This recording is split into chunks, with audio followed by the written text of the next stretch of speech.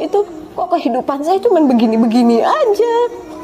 Saya berdoa, ya Allah, pas itu PT saya bangkrut, posisinya ditinggal orang tua sendiri, kehidupan sendiri gitu, tanpa ada yang biayain itu gitu, sendiri dapat duit dari mana gitu. Nggak ada ketenangan batin saat ibadah di gereja. Yang ada hanya nyanyi-nyanyi dan jingkrak-jingkrak tak karu-karuan. Ibu etnis Tionghoa ini pun memutuskan masuk Islam. Assalamualaikum warahmatullahi wabarakatuh. Hamdan katsiran thayyiban mubarakan fih. Bertemu kembali dengan Indonesiana News TV.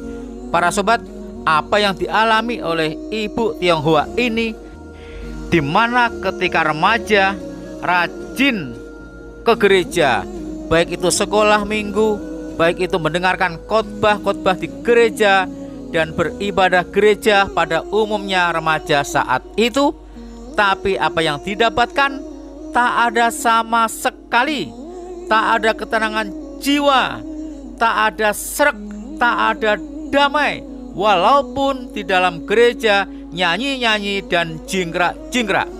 Sepertinya ini anomali.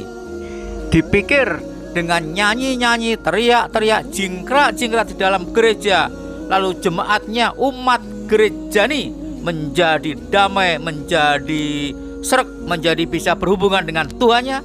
Ternyata tidak. Sama sekali tak ada kedamaian yang dirasakan oleh ibu Tionghoa ini. Kita ikuti perjalanan singkatnya menuju Islam Aja selama ini. Assalamualaikum warahmatullahi wabarakatuh. Nama saya Betty Awaliyah.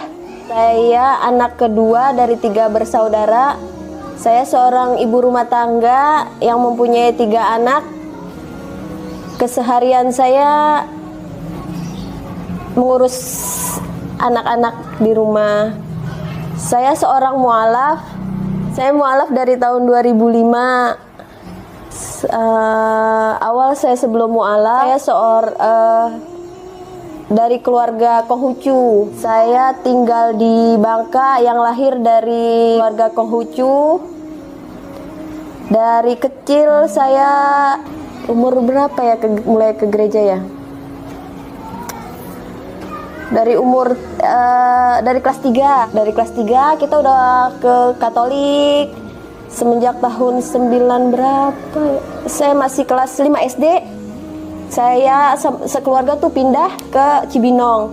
Di Cibinong itu saya masih ngikutin agama Kristen. Saya sering ke gereja sama keluarga.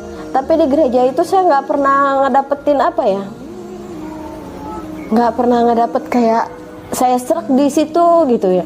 Saya kadang sering lihat sekolah minggu saya datang, remaja saya ikut, tapi saya nggak pernah ngerasa apa ya. Saya semenjak saya lihat kadang orang dibaptis, saya ngeliatnya aneh, malah kenapa orang diceburin doang bisa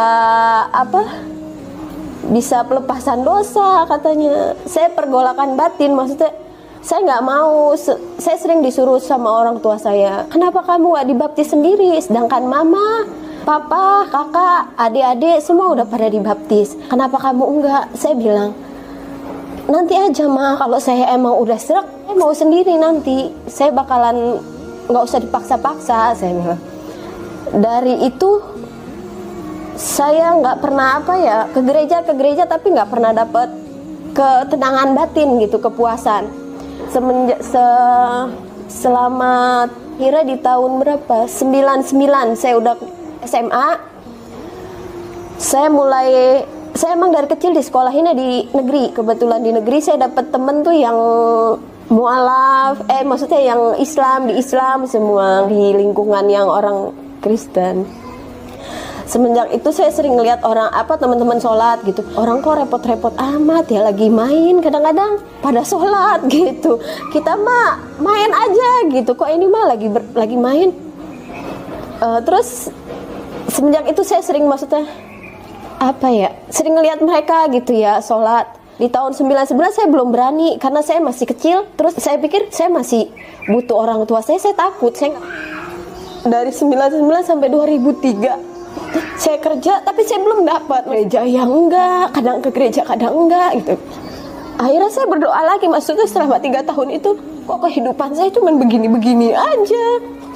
Saya berdoa, ya Allah, pas itu PT saya bangkrut, posisinya ditinggal orang tua sendiri, kehidupan sendiri gitu, tanpa ada yang biayain itu gitu, sendiri dapat duit dari mana gitu.